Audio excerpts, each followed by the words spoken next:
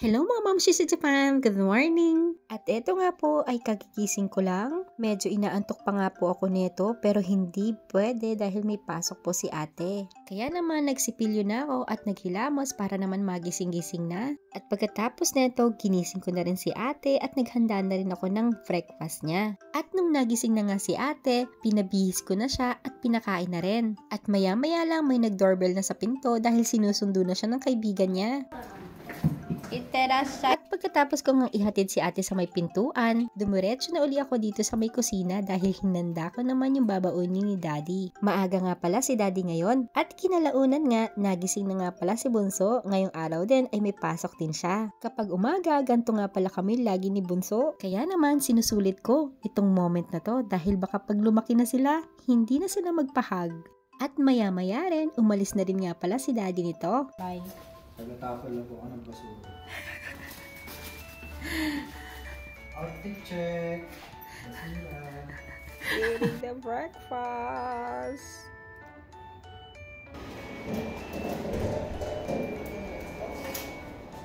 At ayun nga ang eksena kanina, si daddy talaga.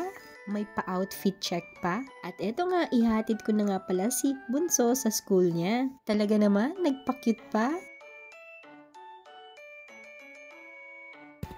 Go.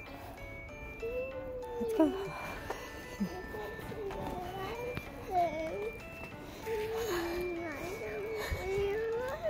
It's okay.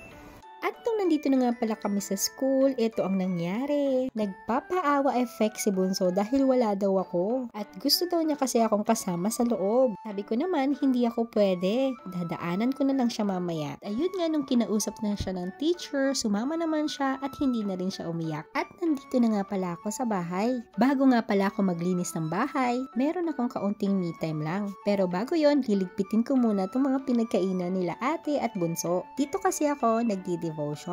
Gusto ko kasing meron akong hobby na every morning na meron akong baong isang scripture man lang. At dahil me time ko na rin, nilalagyan ko na rin ng exercise. At sana nga magtuloy-tuloy ito. At pagkatapos ko nga mag-exercise, nakita ko nga pala ito sa rep. Dala nga pala ito ni daddy kagabi. Big Mac. Nako, paano pa ako papayat neto? Sayang naman kung hindi ko kakainin, diba? Sabi ko nga may bukas uli, kaya naman bukas na lang uli ako mag-exercise ng todo. At pagkatapos ko nga kumain, naglinis na ako ng bahay at ngayon naman inaayos ko itong mga damit ni ate at Bunso. Ito lang kasi ang pinakamatagal kong gawin. At minsan nga natatambakan pa ako. Kayo mga mamshi, ganito rin ba kayo?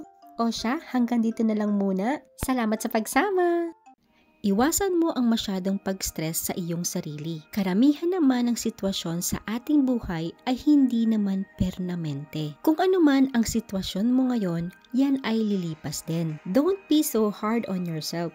Kasama yan sa pagiging buhay na ikaw ay matuto. Karamihan naman kasi ng leksyon sa buhay ay hindi madali. But make sure you're growing in every experience. Minsan pa sa ating buhay ay napakakalat natin ni hindi natin alam kung saan ito pupunta o papunta. Okay lang magkamali. Basta if you fail, you must fail forward. Madapa man, pauna pa rin ang iyong lakad. Linawin natin, ang fail ay hindi kabaligtaran ng tagumpay. Bahagi yan ng tagumpay. Matakot ka kung puro alwan ang nangyayari sa'yo. Maigi na yon sa buhay mo, marunong kang dumaan sa lubak at sa patag. Huwag ka naman maghahanap ng komportable kung ang pangarap ay kahigante. Dahil minsan ang comfort ay the enemy of progress. Dahil napakarami ng tao ang sumuko sa kanilang buhay na parang walang nangyayari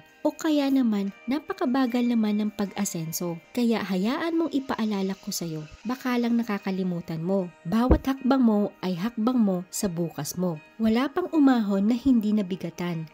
Lalong umaangat ay lalong bumibigat ang balikat. At habang ikaw ay umaangat, sa halip isiping umatras, mas lalo mong tapakan ang gas. Yun lang po, salamat!